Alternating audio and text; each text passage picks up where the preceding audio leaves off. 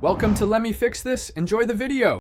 You're ready to check your Apple account password. Start now. First, make sure your device is online and on a supported OS so authentication works. Open Settings and tap your name or go to Appleid. Apple.com in a browser.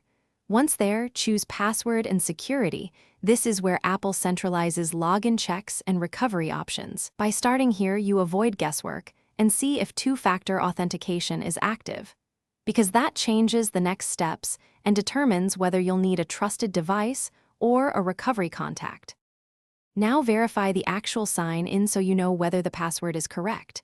Try signing in to Appleid, Apple.com, or a device. If it accepts the password, that confirms it. If two-factor is enabled, approve the prompt on a trusted device or enter the 6-digit code sent to your phone.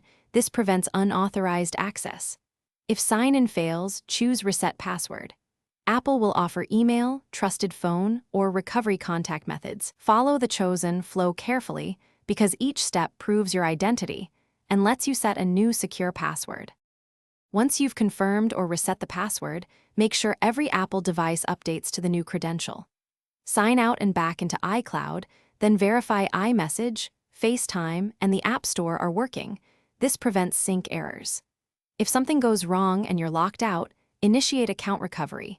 This can take 24 to 72 hours depending on your verification data.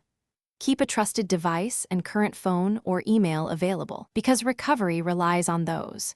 If recovery is pending, do not repeatedly attempt resets. Wait for Apple's instructions to avoid delays. Thanks for watching. If you found this helpful, don't forget to like and subscribe.